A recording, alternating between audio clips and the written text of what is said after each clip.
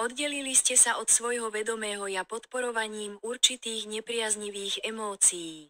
Pohľad späť je potrebný na to, aby ste zistili, ako na vás jednotlivé emócie vplývajú. V zamyslení dajte priestor na odhalenie vašich príbehov, pretože váš úsudok môže vytvárať rôzne verzie.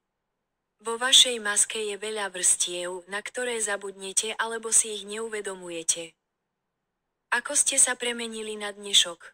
Buďte trpezliví a nežní, keď si venujete čas a staráte sa o seba. Ľudia vo vašej komunite zdieľajú rovnakú situáciu ako vy a hľadajú svoje stratené duše. Slúžia aj vašim katalizátorom. Nebojte sa spúšťačov. Objaviť svoje vnútro znamená ísť hlbšie. Otvorte sa teda všetkým možnostiam, zanechajte svoj úsudok a skúmajte sa slobodne. V tejto fáze potrebujete sebalásku a porozumenie na podporu zmien. Ak sa cítite osamelo, je to preto, že neveríte vo svoje vyššie ja a svojho duchovného strážcu. Hľadanie vašej duše je duchovné. Existujú výpovedné znaky, ktoré vás postrčia na každom kroku, aby ste sa dostali bližšie k svojmu vnútru. Na čo sa zameriavate každý deň? Ak ste sa nepozreli hlboko do svojho vnútorného sveta. Toto je vyššie povolanie, aby ste posunuli svoju pozornosť. Udržujte všetko vo vyššej perspektíve, aby ste sa dostali cez prekážky v živote. Keď sa na ne pozeráte ako na problémy, stanú sa problémami. Keď ich vnímate ako životné skúsenosti, môžete sa učiť a rásť. Emocionálne ochorenie je veľmi reálne, napríklad stres z dlhodobého hľadiska môže vyvolať ďalšie zdravotné problémy.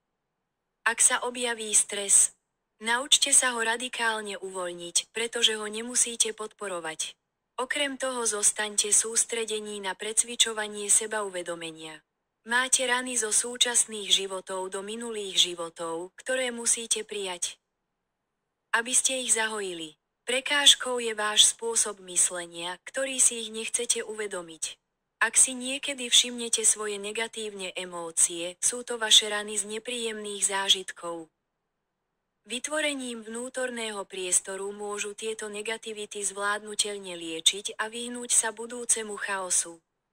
Spotreba z vonkajšieho ja spôsobuje, že strácate svoje vnútorné ja. Určitý zvyk, aktivita a túžba naplňajú váš prázdny svet. Aby ste zosúladili svoju dušu zvnútra, musíte si uvedomiť, ako vás vonkajšia hmota hýbe. Tvoja reakcia v tom jasne hovorí. Venujte preto väčšiu pozornosť svojmu pocitu. Tiež si pamätajte, čo je pravda, pretože rozlišovanie je dosť zložité, keď vás ovplyvňujú vaše emócie. Existuje motivačný faktor konať na niečom. Váš dôvod môže byť z prežitia, prostredia, spoločenských konvencií, osobnej túžby ať. Často nie je jasné, čo je pre vás autentické. V čase, keď sa vám nejaká situácia nepáči alebo ju ľutujete. Zažili ste prevrat. Uvažovanie o svojom čine je účinný spôsob, ako pochopiť, že vaša motivácia bola ilúziou, ktorá nedokáže udržať trvalé naplnenie duše. Musíte sa vrátiť k základu tým, že necháte odísť všetky druhy vplyvov, napríklad pohodlie, konkurencia, spoločenský tlak a výchova. Vašou výzvou je uvedomiť si, že tieto vplyvy poškodzujú vašu psychiku. Možno si ich uvedomujete. Ale ospravedlnenie vás sabotuje, aby ste s nimi urobili niečo pozitívne. Pokušenie a strach sú niektoré z vinníkov oddialenia vášho autentického ja. Bez zdravého vnútra žijete vo fasáde. Aby ste vytvorili falošné spojenie s ostatnými. Preto sa vzťah k sebe samým stáva dôležitým faktorom pre autentickosť. Takže nepochovávajte svoju negativitu v sebe. Pretože temnota priťahuje viac temnoty. Namiesto toho vytiahnite svoju negativitu, aby ste našli uzdravenie. Pri životných stretnutiach privítajte svoje katalizátory a príjmite spúšťače.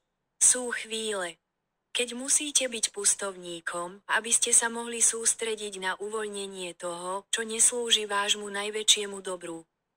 Vaša myseľ je ako záznamník.